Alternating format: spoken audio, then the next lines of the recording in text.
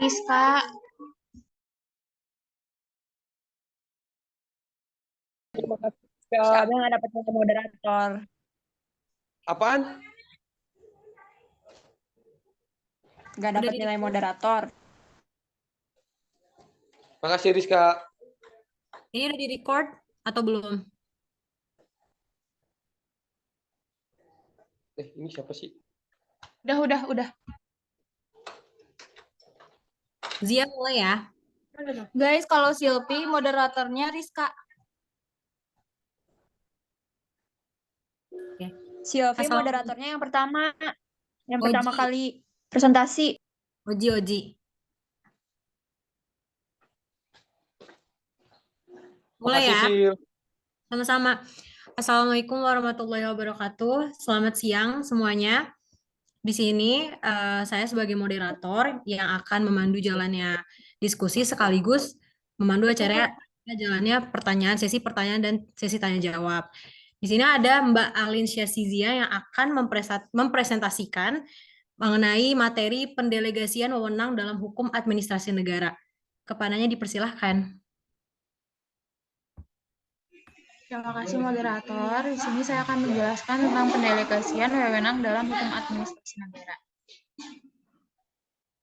Di sini pertama ada biodata jurnal yang berjudul Pendelegasian Wewenang dalam Hukum Administrasi Negara yang ditulis oleh Mila Marwiyah Hasibuan, mahasiswa Ilmu Administrasi Publik FISIP semester 3 Universitas Sriwijaya.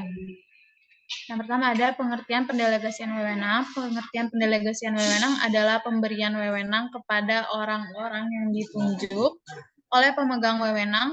Penggunaan pendelegasian wewenang secara bijaksana merupakan faktor kritis bagi efektivitas organisasi.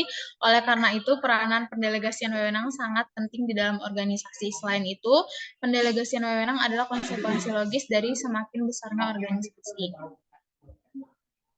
Selanjutnya adalah pendelegasian adalah yang pertama ada proses terorganisir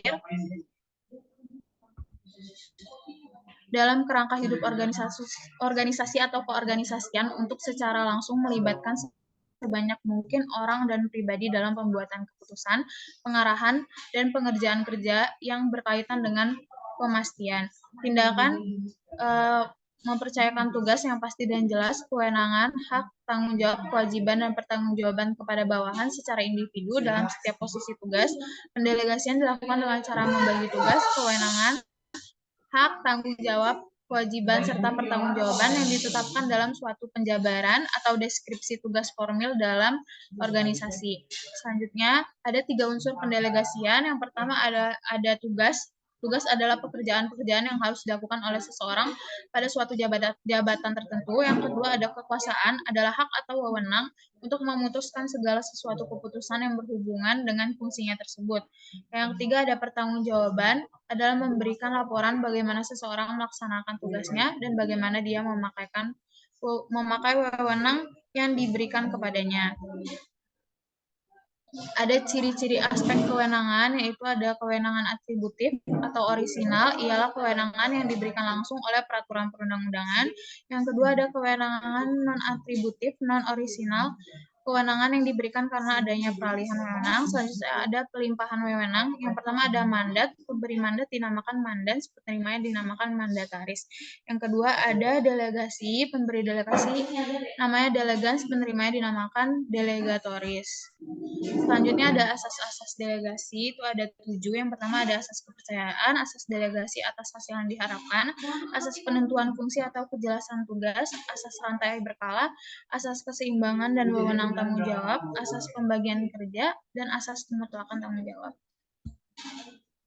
Kesimpulan, pendelegasian yang dimaksud adalah pembagian wewenang dan kekuasaan kepada orang untuk melaksanakan kegiatan-kegiatan tertentu, bahwa pendelegasian ini juga hendaknya dilakukan secara terperinci dan jelas untuk menghindari arena pilihan yang dapat mengundang diskresi yang tidak terukur, yang pada akhirnya menghasilkan tumpang tindih aturan dan para pengambilan kebijakan dan perancangan peraturan ketika merumuskan produk legislasi dan regulasi hendaknya memperbaiki pewajahan hukum itu sendiri.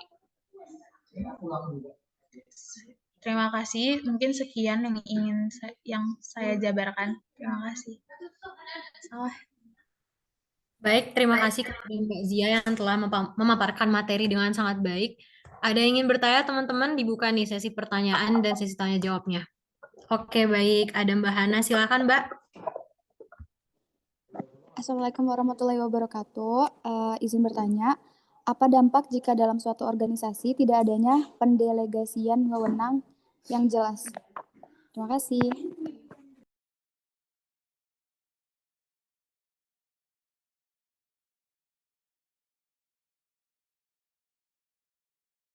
Sebentar ya.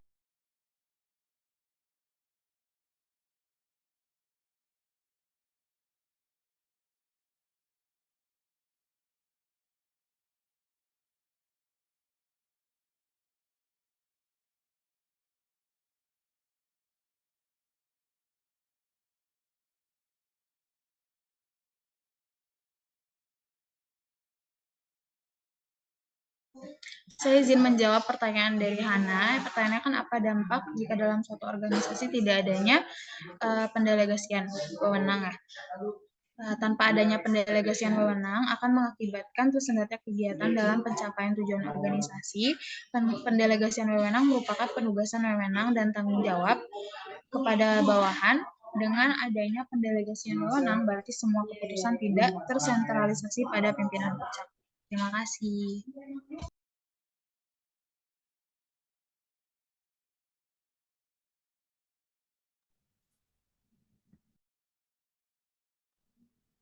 Mbak Zia sudah selesai untuk menjawab pertanyaannya?